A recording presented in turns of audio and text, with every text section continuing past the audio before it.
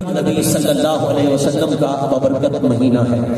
اللہ رب العزت نے آپ کی اور میرے پیارے آقا تاجدار مدینہ شب اسرا کے دولہا رحمت للعالمین سید المرسلین صلی اللہ تعالی علیہ وآلہ وسلم کو اس ماہ کی 27ویں شب کے کچھ حصے میں اپنی بارگاہ میں لامکان کی بلندیوں تک بلا کر اپنا براہ راست بلا حجاب بلا پردہ دیدار کرایا۔ سبحان اللہ۔ یہ شان حضرت آدم تا عیسیٰ اللہ نبی کے نام علیہ السلام کسی پیغمبر کو عطا نہیں ہوئی۔ رب کائنات نے آپ کے اور میرے پیارے آقا کو لامکان کی بلندیوں پہ بلا کر اپنا دیدار کرایا، اور سرکار کائنات نے رب سے کیا مانگا؟ رب سے اور کچھ نہیں مانگا، اگر مانگا ہے تو صرف اور صرف اپنی امت کی بخشش مانگا۔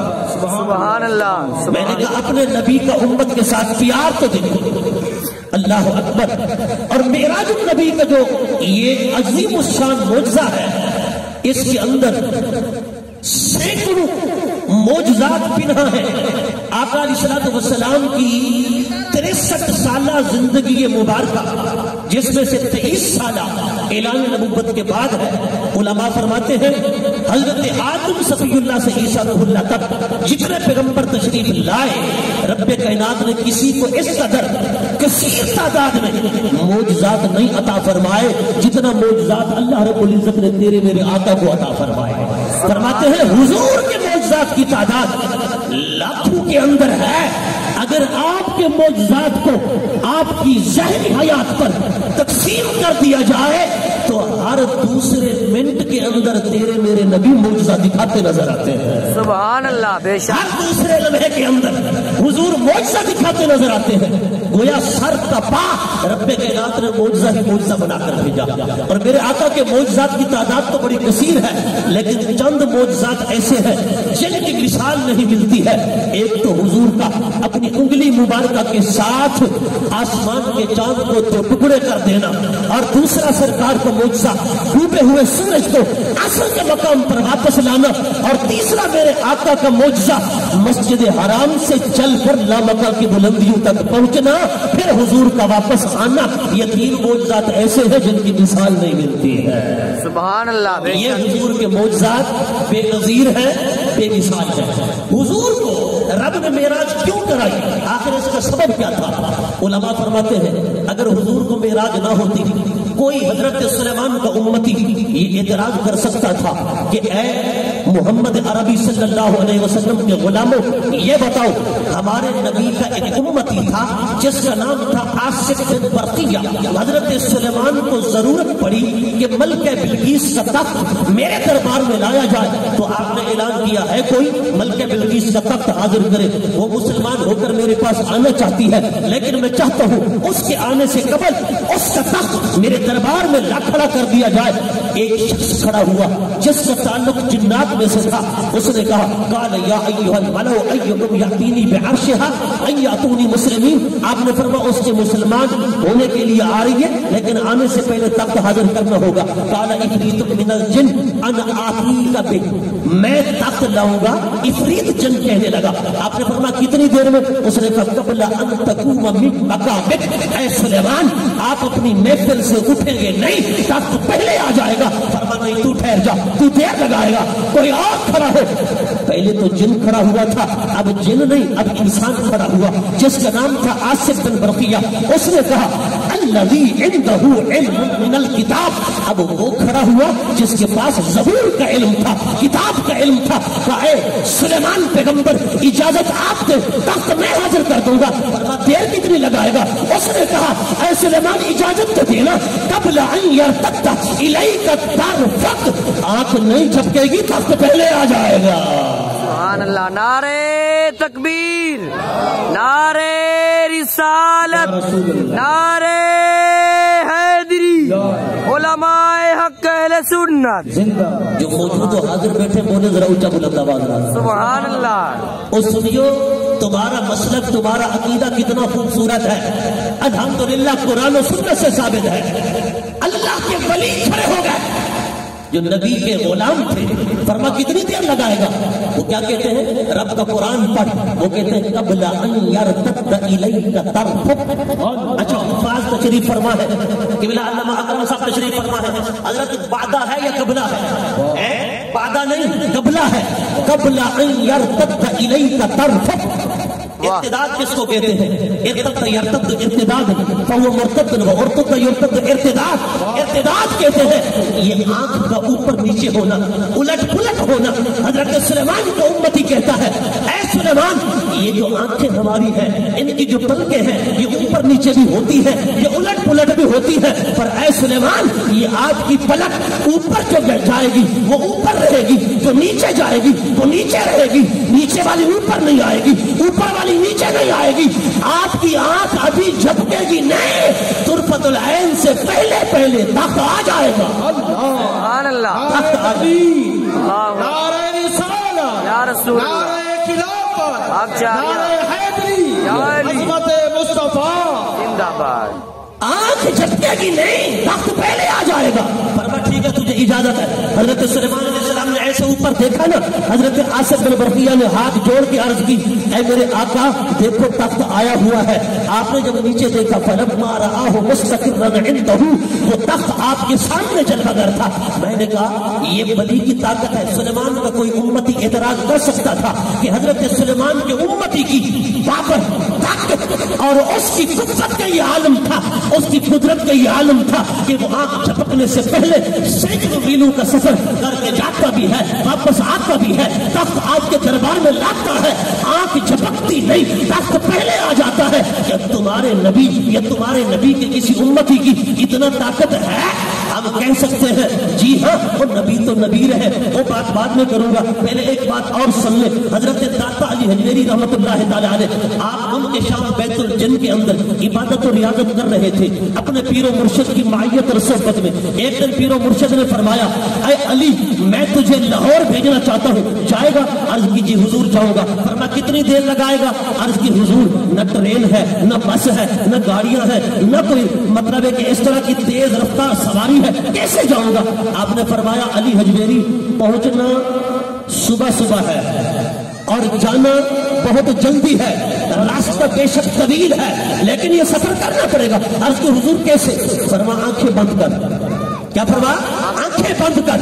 حضرت داتا سے فرماتے میں نے آنکھیں بند کی، ایک قدم تھا ملک شام کی بیت الجن پر۔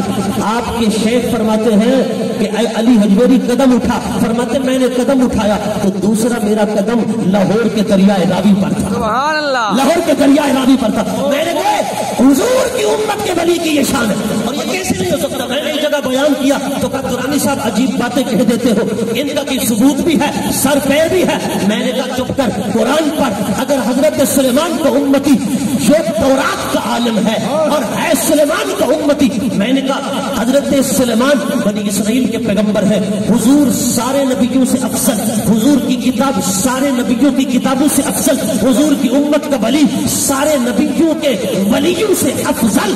میں نے کہا حضرت سلیمان مفضول، میرا نبی افضل، حضرت سلیمان کی کتاب زبور مفضول، حضور کی کتاب قرآن افضل، حضرت سلیمان کا امتی آصف بن برقیہ مفضول، حضور کی امت کا ولی افضل۔ میں نے کہا مفضول کی یہ طاقت ہے، آنکھ جھپکنے سے پہلے سینکڑوں میلوں کا سفر کر کے جاتا بھی ہے، واپس آتا بھی ہے۔ میں نے کہا یہ تو مفضول کی طاقت ہے، پر افضل کی طاقت کا عالم کیا ہوگا؟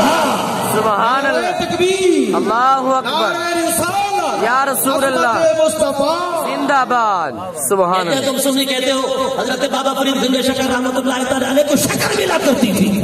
وہ ایک دن آپ کی ماں نے کہا نا فرید الدین نماز پڑھا کر، عرض کی ماں اگر نماز پڑھوں تو کیا ملے گا؟ آپ کی ماں نے کہا اے فرید الدین نماز پڑھے گا تو شکر ملے گی، کیونکہ میٹھا میٹھا جو ہے نا بچوں کو پسند ہوتا ہے، قبلہ شاہ صاحب میٹھا بچوں کو پسند ہوتا ہے، تو آپ کی ماں نے کہا شکر ملے گی۔ اس نے کہا اچھا شکر ملے گی۔ نماز پڑھنے کے لیے کھڑے ہوئے تو آپ کی ماں نے شکر کی پڑیا بنائی، مصلے کے نیچے رکھ دی۔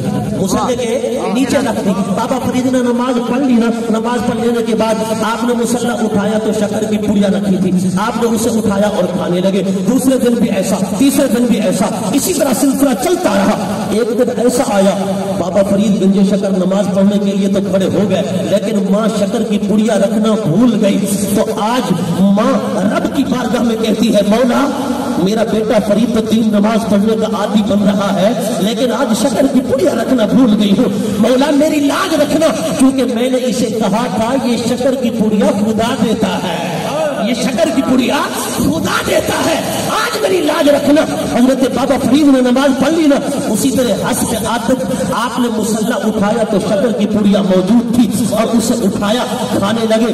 और आज की शक्कर का ज़ायका कुछ और था। हाँ, बाबा फरीद कहने लगे, माँ रोजाना की शक्कर का ज़ायका और होता था, आज की शक्कर का ज़ायका और है। वजह क्या है? माँ की आंखों में आंसू छलक पड़े। फरमा बेटा फरीदुद्दीन, रोजाना जो शक्कर होती थी वो दुनिया की मैं रखा करती थी, आज की शक्कर मैंने न रखी, आज की शक्कर खुदा ने जन्नत से भिजवाई है। सुभान अल्लाह। आज की शक्कर खुदा ने। अल्लाहु अकबर। या रसूल अल्लाह, आचार्य या अली जिंदाबाद, जिंदाबाद, खत्म नबूवत जिंदाबाद, जिंदाबाद। आज की शक्कर खुदा ने जन्नत से भिजवाई है। मैंने बयान किया तो बंदा माथे पे शिकन डालने लगा, कहा ये बात कहाँ लिखी है?